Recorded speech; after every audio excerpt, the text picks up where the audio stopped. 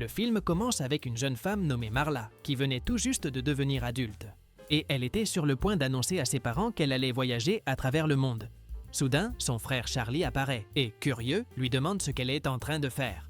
Bien qu'elle ne veuille pas lui dire, Marla lui explique qu'elle a économisé de l'argent grâce à son travail et qu'elle va voyager avant d'aller à l'université. De plus, Marla mentionne qu'elle en a assez que ses parents lui donnent tout ce qu'elle veut et de ne pas avoir de défis dans la vie. Après avoir dit cela, Marla et Charlie s'amusent avec quelques figurines Playmobil où ils racontent l'histoire d'une viking du même nom, Marla, dont le but était de sauver son frère de certains méchants. Alors que tout semblait aller bien, la sonnette de la maison retentit et lorsque Marla va ouvrir, elle tombe sur quelques policiers. À ce moment-là, Marla reçoit une triste nouvelle car les policiers lui annoncent que ses parents ont quitté ce monde. 4 ans plus tard, Marla rentre à la maison après avoir fait quelques courses et Charlie était contrariée parce qu'elle ne le laissait pas s'amuser. Irritée, Marla lui dit qu'il y a des choses plus importantes que de s'amuser et en entendant cela, Charlie monte dans sa chambre. En raison de la perte de ses parents, Marla a la difficile tâche de s'occuper seule de la maison tout en prenant soin de son frère. De plus, après tout ce qui s'est passé, Marla a renoncé à son rêve de voyager autour du monde et a rangé son passeport dans un tiroir. Finalement, Marla appelle Charlie pour le dîner, mais étrangement, le jeune garçon ne répond pas. Curieuse, Marla se rend dans sa chambre et a la surprise de découvrir que son frère s'est enfui de la maison. Pendant ce temps, Charlie appelle son ami Danny et lui dit qu'il est en route pour chez lui. À ce moment-là, Charlie se rend compte que sa sœur l'appelle, mais il décide de ne pas répondre. Alors qu'il marchait vers la maison de Danny, Charlie tombe sur une statue de dinosaure géant qui était en train d'être transportée vers un magasin, et il décide d'entrer dans l'endroit. Revenons à Marla. Elle utilise un traceur sur son téléphone portable et, après avoir découvert où se trouve Charlie, elle part à sa recherche. Plus tard, Marla arrive au magasin dans lequel Charlie était entré, mais un agent de sécurité lui interdit l'accès.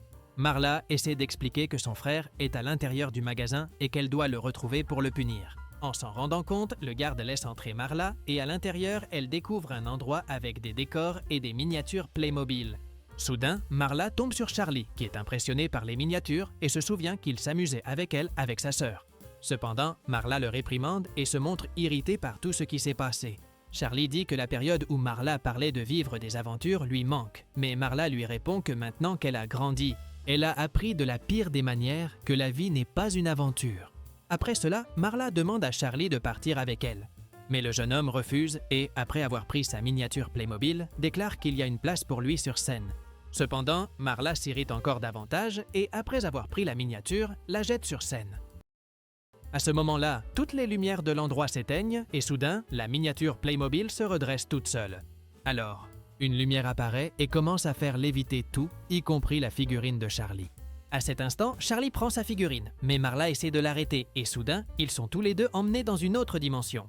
Finalement, dans le monde de Playmobil, Marla finit par tomber et dès qu'elle se relève, elle est surprise de découvrir qu'elle est devenue une figurine et qu'elle appartient désormais à ce monde. De plus, Charlie apparaît et il se rend compte qu'il s'est aussi transformé en figurine sous la forme d'un viking. À ce moment-là, Marla demande ce qui se passe et Charlie lui dit que la lumière du phare les a téléportés dans ce monde. En entendant cela, Marla a l'idée d'aller au phare et de retourner dans le monde réel. Mais soudain, il voit quelques bateaux s'approcher. Après cela, quelques vikings descendent des bateaux et affrontent d'autres vikings dans une bataille. En se rendant compte qu'ils étaient au milieu de la bataille, Marla et Charlie essaient de s'échapper. Mais à ce moment-là, le jeune homme se rend compte qu'il a des super-pouvoirs, car en plus d'être très fort, il est aussi immunisé contre les attaques des autres vikings. Grâce à cela, il vainc facilement le groupe rival de vikings et les fait fuir. Finalement, les vikings restants remercient Charlie et l'invitent à un banquet.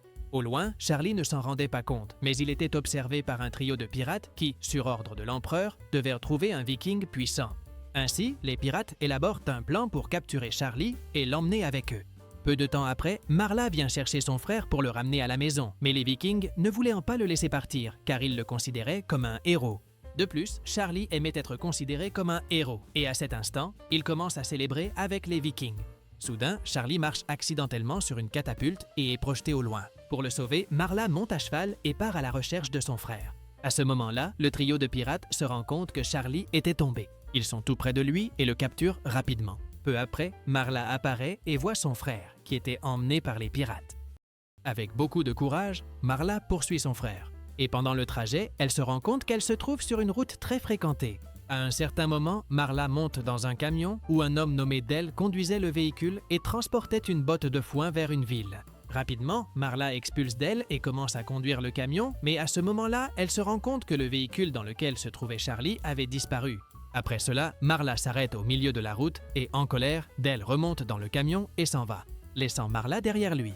Heureusement, Marla trouve le cheval et essaie de le monter, mais l'animal ne la laisse pas faire. Et il s'en va aussi, la laissant seule avec un sac et quelques pièces d'or. En se rendant compte qu'elle était seule, Marla décide de continuer à pied et arrive plus tard dans une ville du Far West.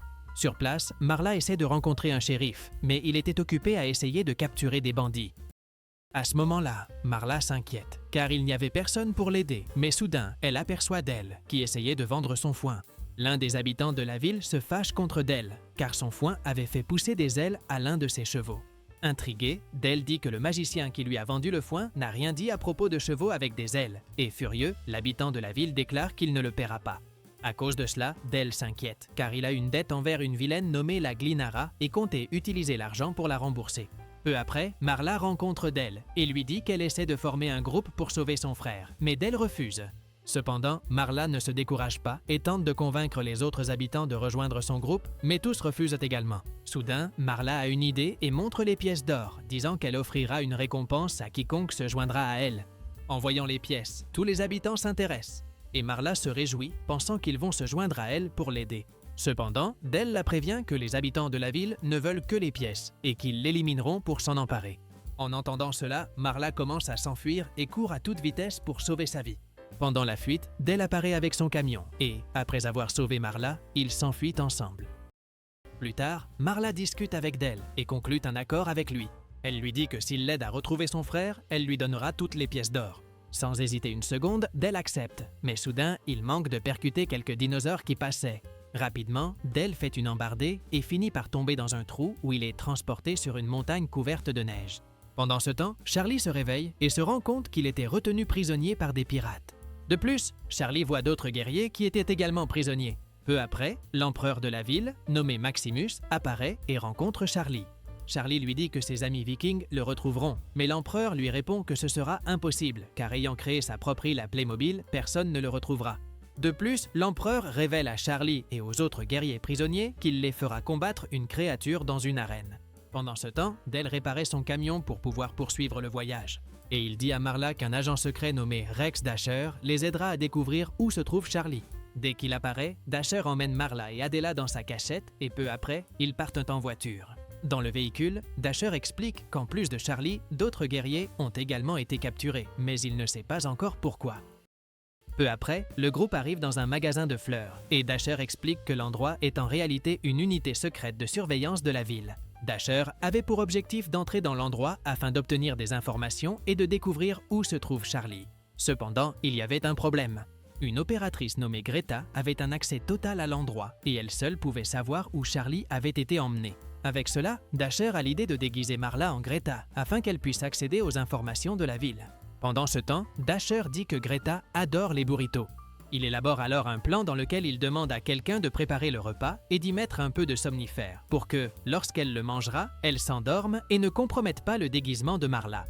Cependant, tout tourne mal, car Del finit par renverser le somnifère sur lui-même. Peu après, la véritable Greta arrive et, après avoir mangé le burrito, elle se dirige vers l'unité de surveillance.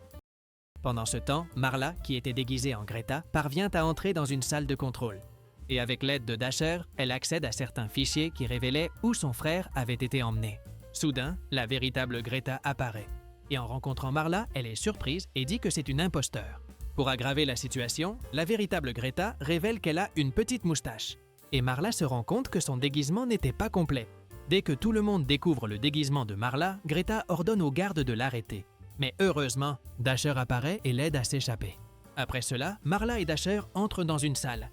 Et dès qu'ils utilisent une machine qui tire de la glace, ils quittent l'endroit et partent dans le camion de Del.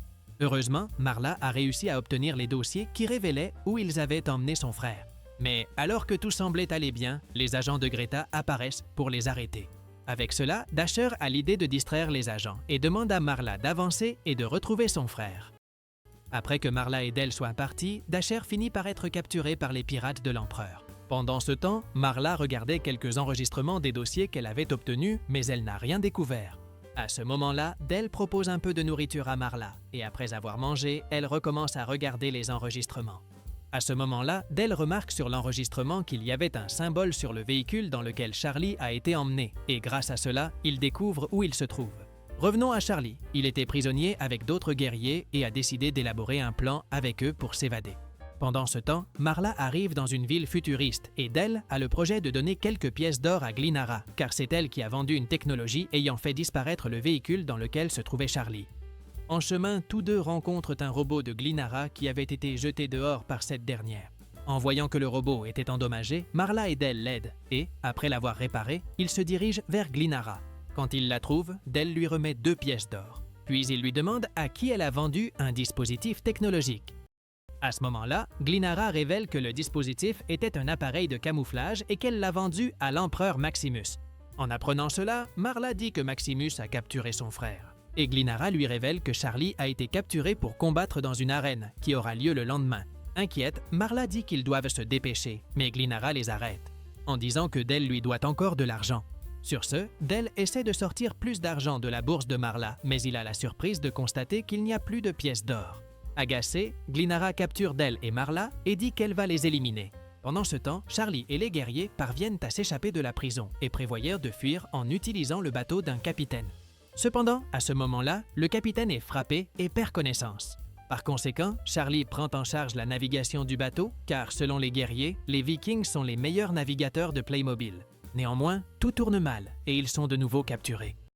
Revenons à Marla et Del, ils étaient sur le point d'être éliminés, mais heureusement, ils sont sauvés par le robot de Glenara qui les téléporte dans une forêt. Sur place, Del se sent irrité en apprenant que Marla a menti à propos des pièces, et il décide de partir, laissant Marla et le robot derrière lui. Pendant ce temps, Dasher est placé avec Charlie et d'autres guerriers, car ils allaient combattre dans une arène. En voyant Charlie, Dasher lui dit que Marla est en train de le chercher et qu'elle affronte de nombreux défis juste pour le sauver. En entendant cela, Charlie se motive et utilise sa force pour s'échapper de l'endroit. Plus tard, Charlie met ses amis en sécurité, puis il affronte les gardes de l'empereur. Malheureusement, les gardes étaient plus forts, et à ce moment-là, l'empereur apparaît et dit que dans 1 heure, il combattra dans l'arène. Revenant à Marla et au robot, ils se perdent au milieu de la forêt, mais soudain, ils rencontrent une fée. Marla dit qu'elle a jusqu'au coucher du soleil pour sauver son frère, et elle demande à la fée si elle va l'aider à le sauver. Sans hésiter, la fée aide Marla, et après lui avoir donné une robe, elle lui montre l'endroit où se trouve Charlie. Ainsi, Marla arrive au royaume de l'empereur à vue. Une annonce parlait du combat de Charlie dans l'arène. Plus tard, l'empereur était sur le point de commencer le combat dans l'arène, mais soudain, un chevalier mystérieux apparaît et s'approche de Charlie. Mais à la surprise du jeune homme, il se rend compte que celle qui se cachait derrière l'armure était sa sœur, Marla. Très heureux, les deux s'enlacent, mais l'empereur n'est pas content de cela et ordonne que le combat commence. Peu de temps après, une porte s'ouvre et un dinosaure géant en sort. En voyant que l'animal était très grand, Charlie et Marla essaient de s'échapper, mais finissent finalement par être acculés par l'animal. Alors qu'ils étaient sur le point d'être vaincus, Del arrive avec son camion et sauve le couple. Cependant, le dinosaure était toujours à leur poursuite, et à ce moment-là, Marla a une idée. Elle va lancer le fouet magique de Del dans la bouche de l'animal. Pour atteindre le dinosaure, Charlie lance Marla en l'air et elle jette rapidement le foin pour que l'animal puisse le manger. Peu après, l'effet du foin se fait sentir et transforme l'animal en un dinosaure ailé. Irrité, l'empereur ordonne à ses gardes de les arrêter, mais il a une surprise, Dasher, et les autres guerriers vainquirent les gardes. Ensuite, le groupe capture l'empereur et décide de libérer le dinosaure pour qu'il n'ait plus à se battre dans l'arène. Cependant, le dinosaure choisit de rester, car il n'avait nulle part ailleurs où aller. Après cela, Marla et Charlie font leurs adieux aux autres, car ils allaient enfin rentrer chez eux. Plus tard, Charlie et Marla sont emmenés près du phare par le dinosaure, et lorsqu'une lumière apparaît, ils sont téléportés dans la vie réelle. Peu de temps après, Marla et Charlie se rendent compte qu'ils sont redevenus normaux, et tout de suite après, le gardien de sécurité du magasin apparaît et leur révèle à tous les deux qu'ils n'ont été sur place que pendant 5 minutes. En entendant cela, les deux sont surpris, car ils pensaient avoir passé des semaines dans le monde de Playmobil. En sortant du magasin, Marla et Charlie commencent à discuter des aventures qu'ils ont vécues et finalement, ils se rapprochent l'un de l'autre.